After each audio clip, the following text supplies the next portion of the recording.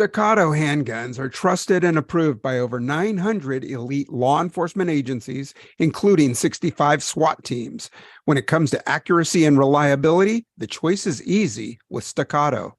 Hey, welcome back to Policing Matters. I'm your host, Jim Dudley.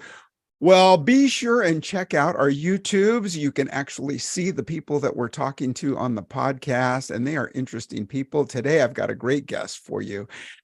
Frontline officers at any law enforcement agency are the backbone of the agency, of course, but some officers have the ability to perform without second guessing or unreasonable restrictions. They are self-motivated.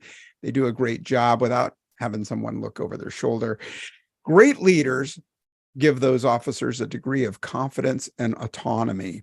They give them enough training, resources, and supervision to do a great public service. Well, today I am speaking with Chief Jerry Garner. He's a chief who fits the bill. He has authored several books on leadership, including the Basic Handbook of Police Supervision, a practical guide for law enforcement supervisors. He's done Leading Cops, Police Chief 101, Leading a Small Department, and others. Well, Jerry Garner is a 53-year veteran of law enforcement. He is the chief for the Corinth Police Department in Texas. He is an instructor who is taught at the International Association of Chiefs of Police and at the FBI National Academy. Welcome to Policing Matters, Chief Jerry Garner. Thank you. I'm glad to be with you. Yeah, great to have you. I've been looking through some of the excerpts from your books. They are great. Let me ask you, starting right off, what separates great chiefs from merely good ones, or what goes on besides them? Right. Well, I've had a chance because I've known for a long time in my career I wanted to be a police chief. So I've spent a lot of time watching what police chiefs have done. And since I've been a police chief for the last 18 years, I've continued looking at that.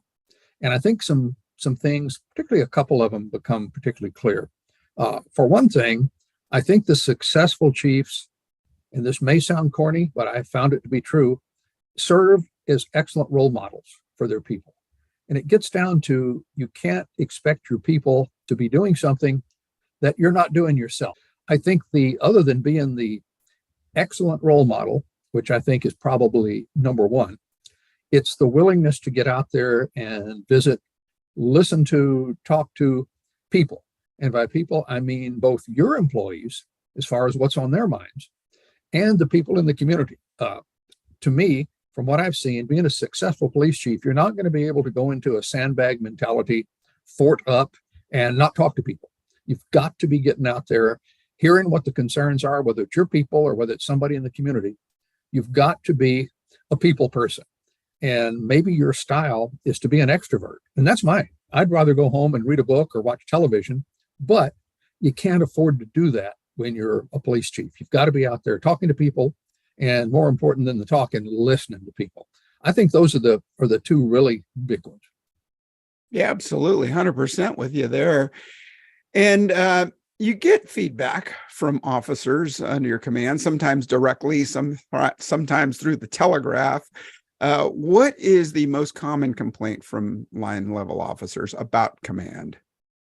I think the complaint that I've heard through the years, both when I was a sergeant, a lieutenant, captain, whatever, and a chief of police, has been that command staff, not just the chief, but the people at the top of the organization, don't really know what's going on. They were maybe a police officer on the street somewhere back in the distant past. We know they were a cop sometime, but they don't really know what our issues are today. They've kind of lost touch, and maybe we don't see them often enough. We don't get to talk to them often enough, that the boss doesn't really know what the job is. And that can lay you low pretty quickly if your people lose confidence in you that way. That's I think the one that I hear the most. Yeah, I am smiling broadly because my own two sons are in the police department that I served for. And they told me, you don't know what's going on. I was the deputy chief when both sons were still working, when I was still working, when they were working. And they were telling me I had no idea what was going on, and you don't know. And so I just grin and bear it. And, I love hearing their stories, and I listen as if I've never experienced what they did. But, I know things change over the years, and you've been in the department long enough to know, in the industry long enough to know things do change. But I think basic policing is basic policing. And it gets me into the next question about the chief's job. And, a friend of mine told me that the chief's job is to be the blank screen. You can leave the blank up to your imagination, but the blank screen between police officers and politics. And I believe that to be true. What's your opinion on that? The chief's role and the line officers, how do politics fit in?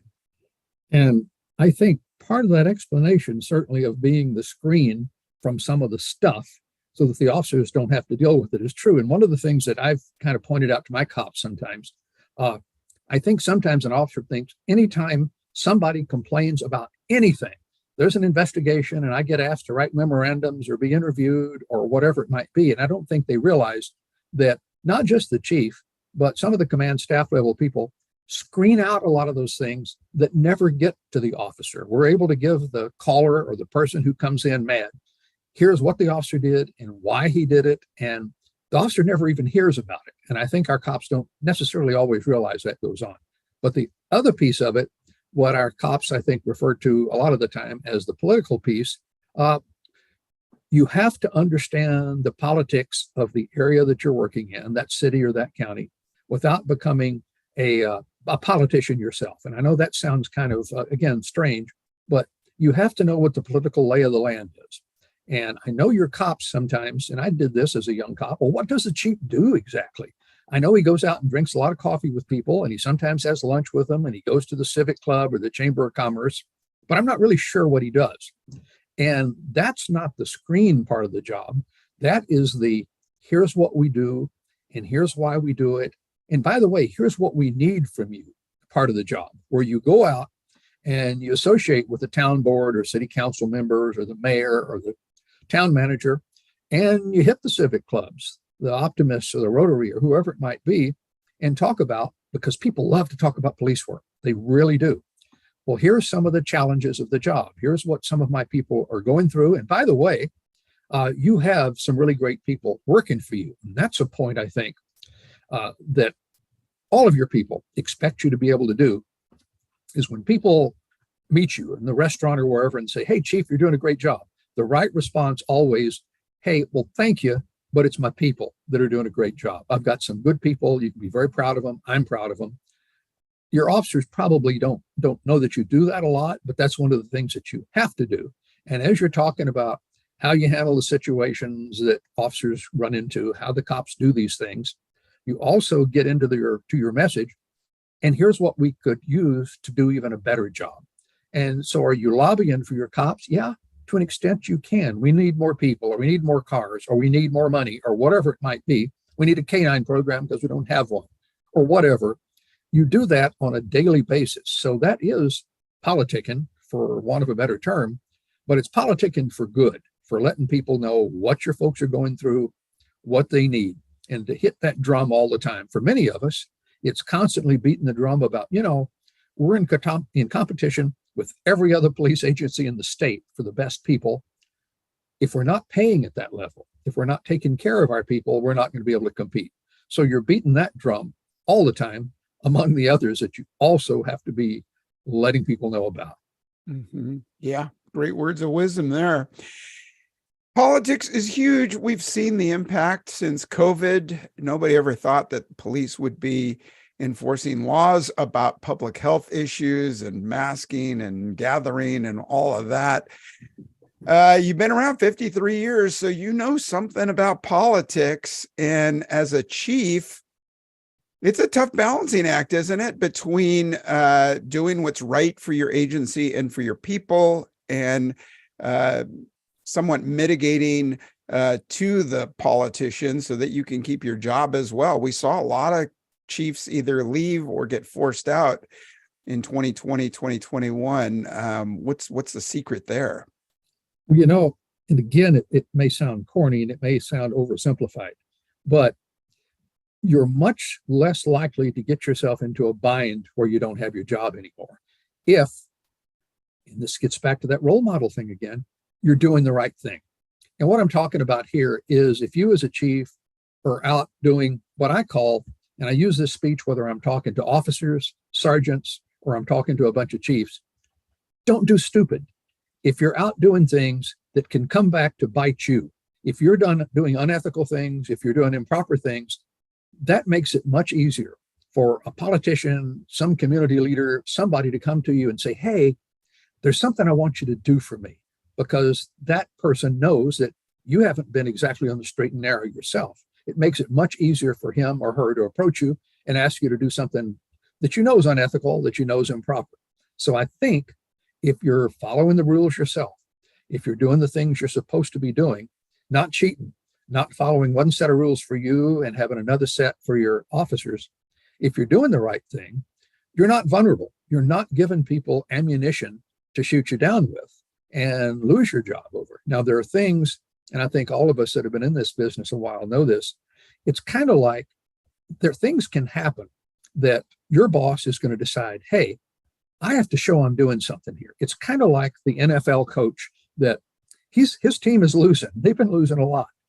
What's the owner got to do? I've got to show that I'm doing something. So I guess I know I'll fire the coach. That can happen in policing as well. Maybe an event happened in the very middle of the night. You're asleep. You had nothing to do with it whatsoever, but your boss is getting enough pressure, whether that boss be the city manager or the mayor or whomever. I've got to show we're doing something. So I'm going to show the chief the door. Now, you can't do a whole lot about that kind of political situation, but there are so many situations that you can prevent from ever happening in the first place if you don't make yourself vulnerable by being stupid. That's key. Mm-hmm. Yeah, no, those midnight calls or those late night calls, been there. And you just said it. How do you avoid those? You can't. But there are minefields, and sometimes we can anticipate them. But how do you know what you don't know? Well, I think one of the ways that you can minimize what you don't know a whole lot is, again, being really active and being in communication all the time with people in the community, people in your own organization. Your cops know what's going on the street. They know what's going on at the line level in your department more than you do. And if you're not talking to them, and more important, if you're not listening to them, when you're not listening to folks, that's when that thing comes out of the dark and latches onto your rear end. And you thought everything was going well, but you weren't listening, you weren't staying tuned in, and that's where you get surprised. So I think there's always the surprise that you didn't see coming, but I think you can minimize that simply by talking to people, listening to people, staying in touch, watching the media on what's going on in your community, just listening to what's happening, what people are concerned about. And you can lower the chances of one of those surprises coming along and grabbing you. You can't totally eliminate it, but you can make that a lot less likely if you just stay involved, got your ears open, got your eyes open. It's what's going on in your community. Mm-hmm. Yeah, I agree. And I also think that audits are so important. They're anecdotal and they're sometimes rare, but the officer who gets into a crash and then you find out that they're driving with a suspended driver's license or something else like that. And then a lot of agencies use some version of an early intervention program. Did you use those there? Yes, and we're a small enough agency here that basically my early intervention program is my first line supervisors. They know who their people are. They know what their people's issues are and are able to stay on top of that. At a larger agency, I would use one of the packages for basically doing this. But a smaller agency, you can rely on those frontline supervisors to do it for you. Mm-hmm. Yeah, I want to talk to you a little bit about what you do for public, I don't want to call it public relations, but public communications and crisis communications. But first, I'd like to take a moment and thank our sponsor. Choose the handgun trusted by over 900 law enforcement agencies across the country. With Staccato, you can feel confident knowing you aren't sacrificing incredible accuracy for reliability. Whether you're protecting your family at home or on duty, Staccato has your back. Military and law enforcement receive discount pricing through the Staccato Heroes program. Visit www.staccato2011 heroesprogram.com to learn more. That's Staccato, STACCATO 2011 heroes-program.com. And we're back, and I'm speaking with Chief Jerry Garner in Texas. Police leaders, Chief, are sometimes silent after a critical incident rather than go before the media to discuss policies and procedures relating to that critical incident. I know it is often because of the investigation's ongoing or maybe fear of a lawsuit. But rather than accept the media narrative, how can a chief or sheriff respond in a timely fashion, but being careful of the facts? And I think you are really hitting on one of my hot buttons there. Something that a police chief or sheriff has to do when there's a critical incident of any kind. It may be, and frequently it is, an officer-involved shooting, but it could be something else like maybe you've had to arrest one of your officers for doing some felony crime, allegedly. The chief, the sheriff, the big boss has got to be out there. And you don't shove the PIO out front. You don't shove some poor deputy out front while you hide under the desk. That's something the head of the agency has to be out there for. The citizens expect it. Your own officers expect it. And you get back, for example, to the officer-involved shooting. I know over the years, I'm sure I've had a few DAs put on a frowny face, or maybe an investigator put on a frowny face, because the chief came out right away and said something. And what I would say, if that is the case, is generally something like this. We're very early in the investigation, but everything we know at this point indicates what the officer or officers did was absolutely appropriate. If I've got a way, do I want to make the DA mad or do I want to abandon my people? That's an easy decision for me to make. I'm going to not give away his case or make his job a whole lot harder, but I do need to come out and defend my people when they've done nothing wrong. And I think every chief, every sheriff should do that. And I think a lot of them, absolutely a lot of them do. So it's not a case, it's not a time for you to be afraid of the lawyers that you shouldn't say something. You need to get out there. And I've even had in a past chief's job that I've had to call a news conference because we had arrested one of our own officers for a sex offense.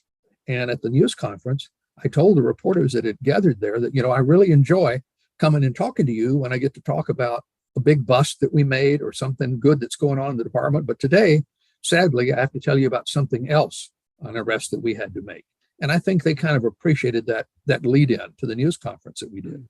But you've got to get out there, whether the news is good or bad, and not somebody else being dependent upon to do it for you. As you said, as you pointed out, if you don't get the narrative out there quickly, now somebody else is going to do it for you, I guarantee.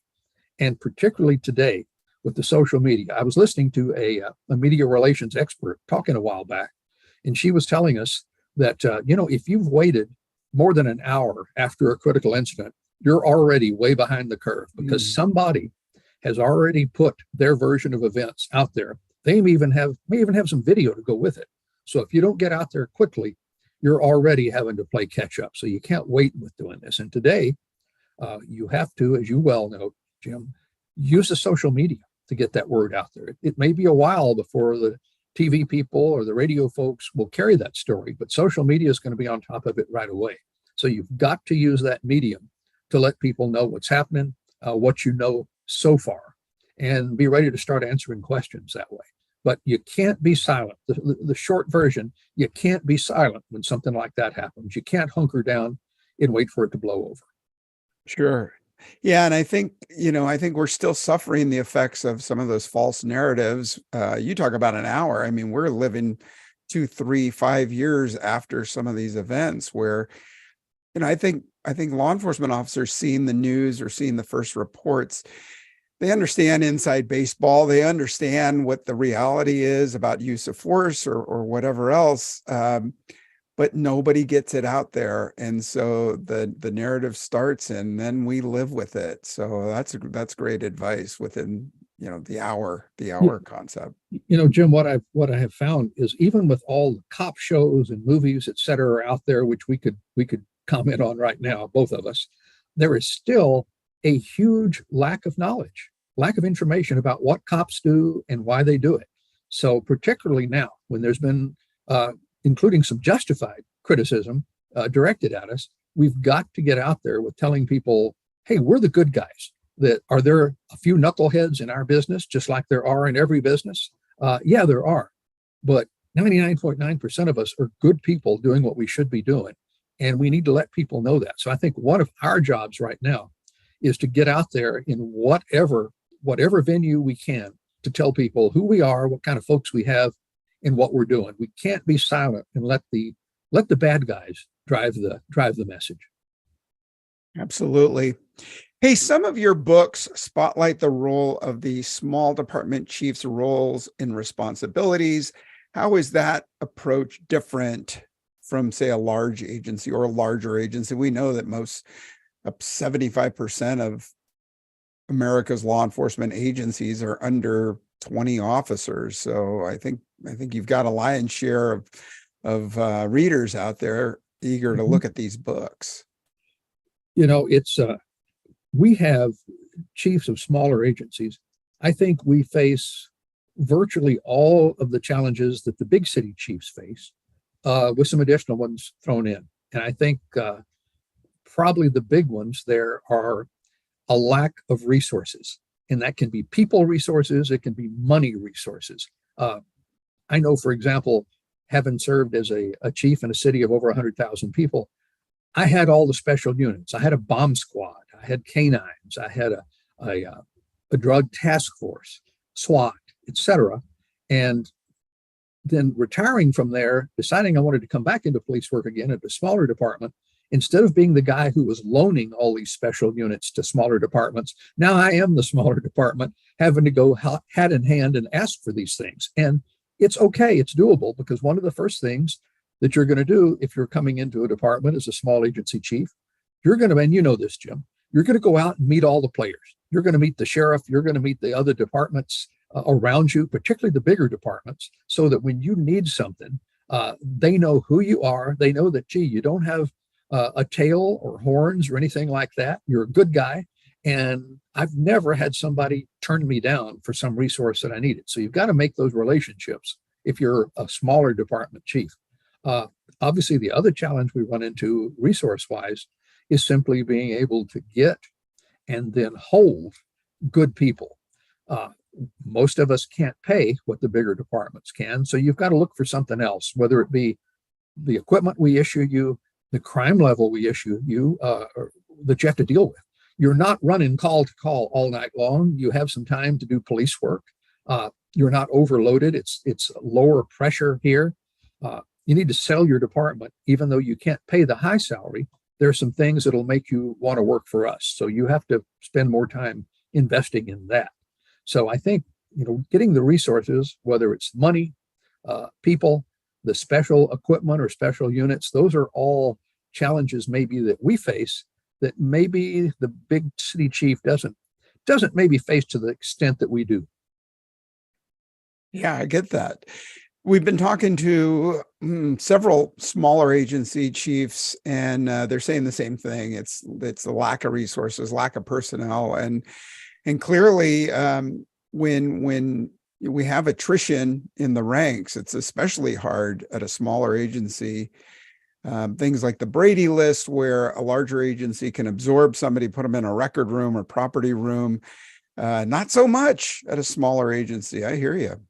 We can't afford to take somebody off the street and create a special assignment for him. For example, in my state, if let's say the Dallas Police Department is missing 4 officers for whatever reason, nobody notices. It's Dallas. In a department my size, if 4 officers are missing, you are in serious, deep trouble. Yeah, absolutely. Hey, respectful of your time, I'd like to wrap up and get your final thoughts and your advice for someone in probably a smaller agency moving up the ranks, assuming a level of command, maybe even chief. What's your advice to them? What should their priorities be? I think hopefully if you're thinking about wanting to do that someday, basically right now, today is the first day to start preparing for that. And part of that preparation is to where you do your job now. And Jim, you and I both know this. Why would I promote somebody if I'm the big boss that he's not doing his current job or she's not doing their current job well? So be sure what you're doing now, you're doing it well.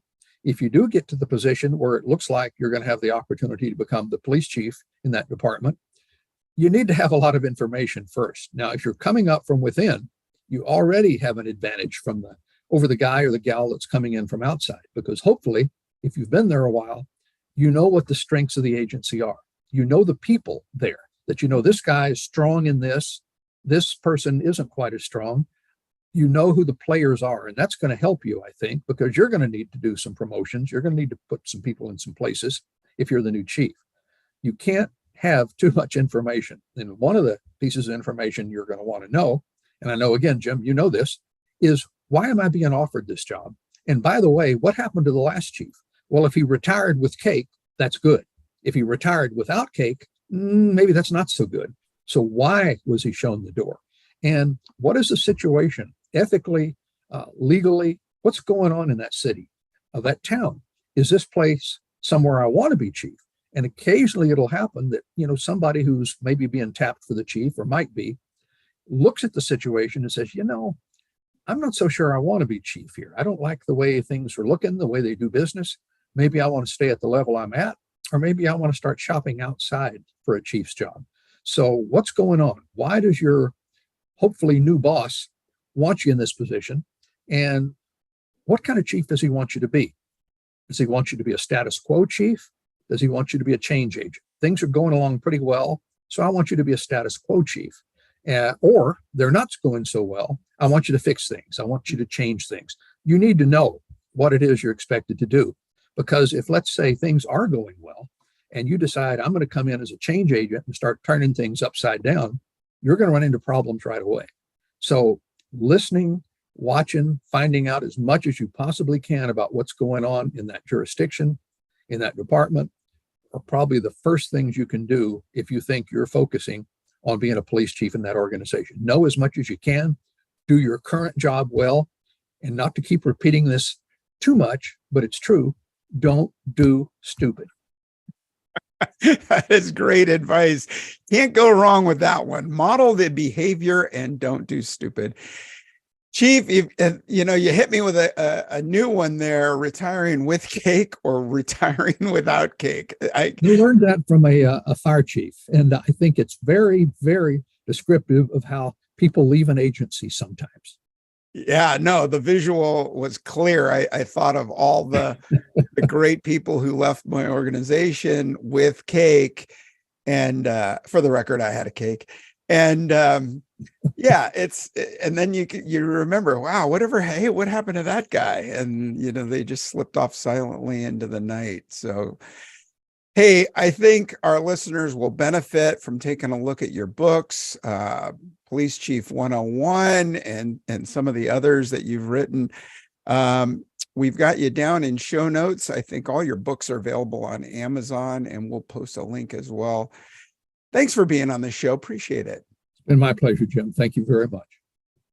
All right. And to our listeners, let me know what you think. Drop me an email at policingmatters@policeone.com, policingmatters@policeone.com. Let me know what you think. Hey, stay safe, and I hope to be talking to you again real soon. All right. We'll see you. Take care.